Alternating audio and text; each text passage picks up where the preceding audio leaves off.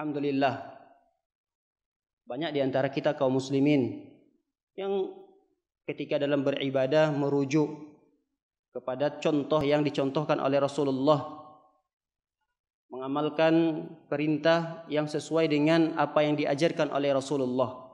Akan tetapi itu tidak juga cukup, karena bisa jadi di akhir hayat Allah Subhanahu wa taala cabut hidayah tersebut, kita wafat dalam keadaan tidak mengikuti Rasulullah sallallahu alaihi wasallam. Ini adalah hal yang mungkin. Oleh karenanya Rasulullah sallallahu alaihi wasallam mengajarkan kita sebuah doa. Bahkan doa ini dikutip oleh Rasulullah sallallahu alaihi wasallam dari doa seorang nabi terdahulu, yaitu Nabi Daud alaihi salam. Diriwayatkan dalam di antaranya para sahabat yang meriwayatkan hadis ini, yaitu Abu Darda. Abu Darda pernah mendengarkan Rasulullah sallallahu alaihi wasallam berdoa. Isi doanya adalah Allahumma inni as'aluka hubbak wa hubba man yuhibbuk wa hubba kulla amalin yuqarribuni ila hubbik. Allahumma ij'al hubbaka ahabba ilayya min nafsi wa min ahli wa minal ma'il barid. Ada yang sudah hafal doanya, Pak? Ada yang sudah hafal? Ini doa hendaknya kita ulang-ulang di setiap doa yang kita panjatkan kepada Allah. Kita membutuhkan kebutuhan yang banyak kepada Allah Subhanahu wa taala. Tapi di antara kebutuhan yang paling penting yang kita minta kepada Allah adalah doa ini. Apa itu? Allahumma inni as'aluka hubbak wa hubba man yuhibbuk wa hubba kulla amalin yuqarribuni ila hubbik. Allahumma ij'al hubbaka ahabba ilayya min nafsi wa min ahli wa minal ma'il barid. Artinya adalah ada 4 permohonan kita kepada Allah dalam doa ini. Permohonan yang pertama, Allahumma inni as'aluka hubbak. Ya Allah, aku memohon kecintaanmu. Ini permintaan kita kepada Allah yang pertama dari doa ini. Ya Allah, aku memohon kecintaanmu. Kenapa ini yang didahului oleh Rasulullah sallallahu alaihi wasallam? Karena dengan kecintaan Allah akan mendatangkan kecintaan para malaikat, penduduk langit dan penduduk bumi. Sangat mudah bagi Allah Subhanahu wa taala untuk memberikan kecintaan penduduk langit dan penduduk bumi kepada seorang hamba tersebut jika seandainya Allah mencintainya. Kemudian permohonan yang kedua, wa hubba man yuhibbuk. Ya Allah, berikan aku kecintaan orang yang mencintaimu. Artinya, berikan aku teman-teman orang-orang yang soleh ya Allah, orang-orang yang mencintaimu. Berikan aku kecintaan mereka ya Allah. Tidak akan mungkin orang-orang yang mencintai Allah adalah orang-orang kafir. Oleh karenanya, di doa yang poin yang kedua ini adalah kita memohon kepada Allah kecintaan orang-orang yang mencintai Allah Subhanahu wa taala. Yang ketiga yang kita minta dari doa ini adalah wa hubba kulli amalin yuqarribuni ila hubbik. Ya Allah, aku juga mohon kecintaan setiap amalan yang mendekatkan diriku kepada kecintaanmu. Ini poin yang ketiga. Saya ulangi, poin yang ketiga adalah doanya, ya Allah, aku juga memohon kecintaan setiap amalan yang kita lakukan, yang amalan itu akan mendekatkan diri kita kepada kecintaan Allah Subhanahu wa taala. Ini poin yang ketiga juga penting. Kenapa? Akan memudahkan bagi kita melakukan setiap amalan dan akan mudah bagi kita untuk mengikhlaskan amalan tersebut.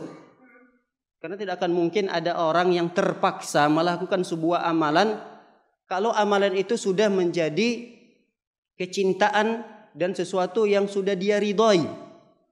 Beda dengan orang yang bekerja, beramal, tapi amalan yang dia kerjakan itu pertama karena dipaksa.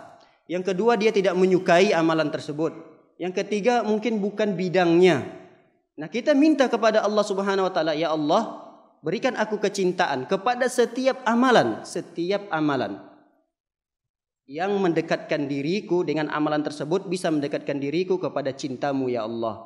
Ini doa yang sangat bagus sekali untuk kita ulang-ulang di antara doa-doa yang kita panjatkan kepada Allah Subhanahu wa taala. Poin yang keempat dari doa ini adalah Allahumma ja'al hubbaka ahabba ilayya min nafsi wa min ahli wa minal ma'il barid. Yang keempat adalah ya Allah, jadikanlah kecintaanmu lebih aku cintai dari diriku sendiri, dari keluargaku, dan dari air yang dingin.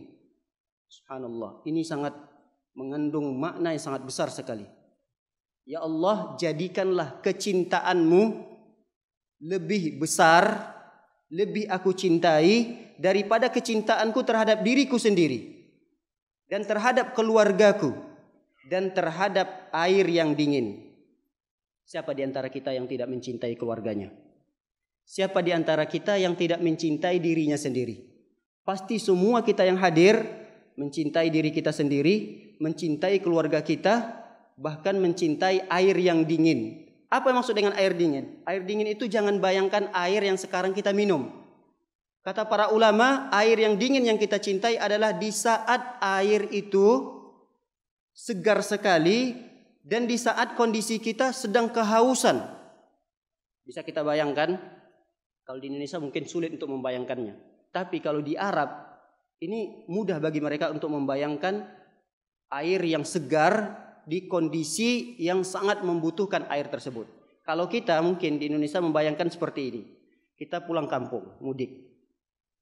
Sampai di tengah tol, ternyata macet total. Dan di tol tersebut jauh dari pemukiman. Macetnya bukan berjam, 2, 3, 4 jam. Tapi 1 hari, 2 hari, bahkan sampai 4 hari. Mulailah persediaan air kita di mobil sudah menipis hari pertama. Hari kedua belum bergerak. Mobil belum bergerak, masih pada posisinya.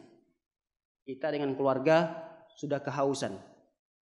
Hari kedua tidak ada pertolongan. Sama sekali tidak ada yang mampu menolong. Semua orang membutuhkan air.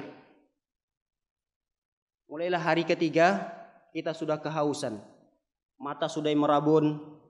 Air liur pun sudah kering. Tenggorokan mulai kering. Badan melemah. Bayangkan, badan di saat itu melemah. Lalu tiba-tiba ujuk-ujuk ada orang yang datang di hadapan kita membawa air yang segar. Lalu kita minumlah air tersebut. Kira-kira di saat itu kita menyukai air tersebut atau tidak? Air itu kita sukai untuk kita minum atau tidak? Di saat kondisi yang seperti itu, suka kita minumnya. Kita cinta sekali dengan air tersebut. Karena inilah yang akan melanjutkan kehidupan kita. Kalau tidak ada air tersebut, mungkin beberapa jam berikutnya kita sudah wafat. Tapi karena ada pertolongan orang tersebut membawa air, lalu kita minum air yang segar itu, mengembalikan kesegaran tubuh kita. Dan kita senang sekali, lezat sekali. Lezat dan nikmat sekali air itu untuk kita nikmati. Maka kata Rasulullah SAW pada poin doa ini, ya Allah, jadikanlah kecintaanku kepadamu ya Allah lebih lezat lagi daripada aku menikmati air dalam kondisi yang haus tadi. Kalau seandainya ada seorang hamba, dia merasakan lebih lezat minum air yang segar di saat dia haus daripada lezatnya mencintai Allah Subhanahu wa taala, maka seorang hamba tersebut masih dipertanyakan kecintaannya kepada Allah Subhanahu wa taala.